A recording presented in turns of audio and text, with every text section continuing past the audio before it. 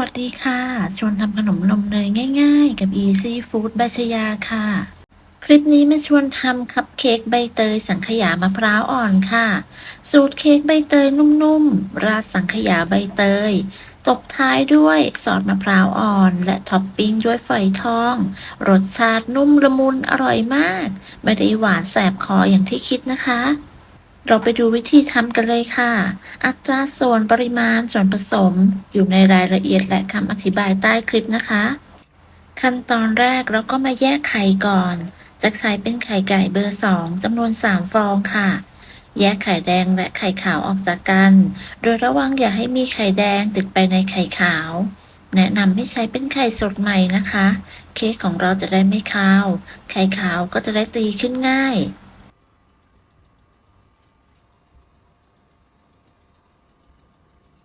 เมื่อแยกไข่เสร็จแล้วต่อไปเราก็มาทำส่วนผสมของไข่แดงกันก่อนก็จะมีน้ำตาลทรายเกลือนมสดและน้ำมันจะใช้เป็นน้ำมันรำข้าวเพื่อนๆจะใช้เป็นน้ำมันพืชหรือน้ำมันคาโนราก็ได้ค่ะแต่ไม่แนะนำให้เป็นน้ำมันปาล์มนะคะจากนั้นคนส่วนผสมให้เข้ากันค่ะเมื่อคนส่วนผสมเข้ากันดีเราก็จะร่อนของแห้งลงไปก็จะมีแป้งเค้กผงฟูแล้วก็ผงใบเตยค่ะร่อนของแห้งลงไปในส่วนผสมเสร็จแล้วก็ใช้ตะกร้อมือคนส่วนผสมให้เข้ากันด้วยความเร็วค่ะ เมื่อคนส่วนผสมจนเข้ากันด้วยความเร็วแล้วเราก็จะพักส่วนผสมของไข่แดงไว้ก่อน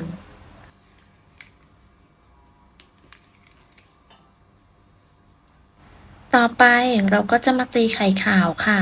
ก็จะมีไข่ขาวน้ำตาลทรายแล้วก็น้ำมะนาว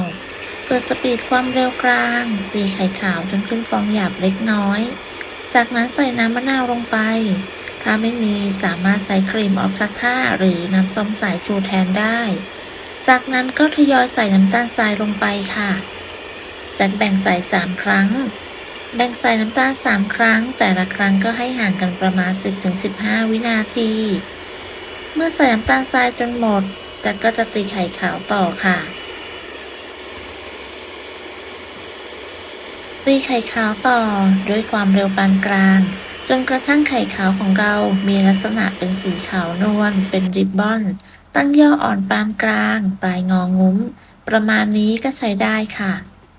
เสร็จแล้วจะก็จะตีต่อด้วยความเร็วต่ำอีกประมาณ30วินาทีเพื่อเป็นการตัดอากาศ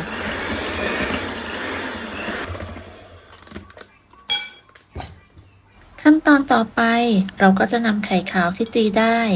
ตักแบ่งมาส่วนหนึ่งคนตะล่อมส่วนผสมของไข่แดงให้เข้ากันด้วยความเบามือ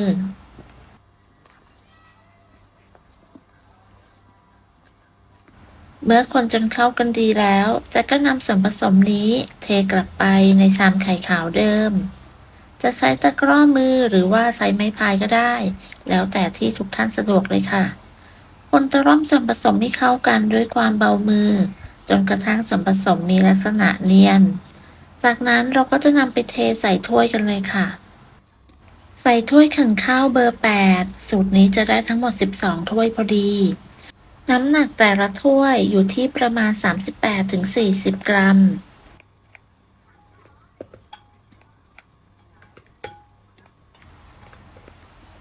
เมื่อใส่ส่วนผสมครบทุกถ้วยแล้วก็เคาะเบาๆเพื่อไล่อากาศจะเคาะทั้งถาดหรือว่าทีละถ้วยก็ได้สุดท้ายก่อนอบจะใส่น้ำลงไปเล็กน้อย เพื่อไม่ให้เค้กแห้งติดพิมพ์จะได้หลุดร่อนออกได้ง่าย จากนั้นนำเข้าอบที่อุณหภูมิ170องศา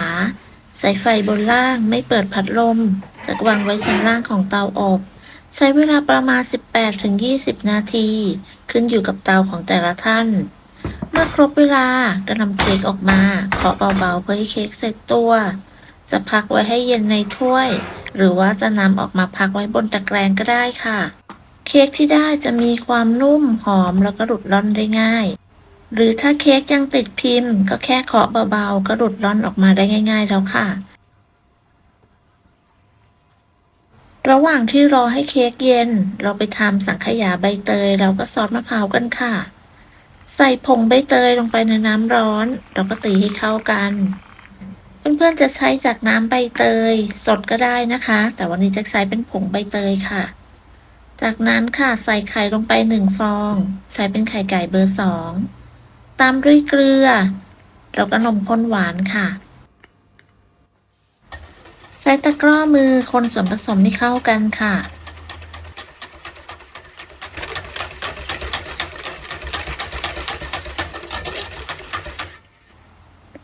เมื่อคนจนเข้ากันดีก็ใส่น้ำใบเตยลงไป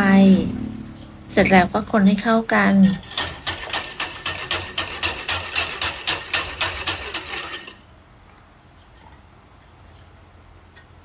ตามด้วยกะทิค่ะ แล้วก็แป้งข้าวโพด ใส่แป้งข้าวโพดลงไปแล้วก็คนให้เข้ากันต่อ จนกระทั่งแป้งข้าวโพดละลายดีค่ะ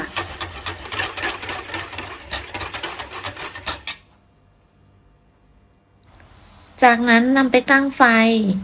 ใส่น้ำตาลมะพร้าวลงไป เปิดไฟกลางค่อนไปทางอ่อน คนไปเรื่อยๆเลยค่ะ จนกระทั่งน้ำตาลละลาย เมื่อน้ำตาลละลายดีแล้วเราก็คนต่อเลยค่ะ จนกระทั่งส่วนผสมข้นเดือด พอได้แบบนี้แล้วก็ยกลงจากเตาเลยค่ะ ปิดไฟนะคะ ยกลงจากเตา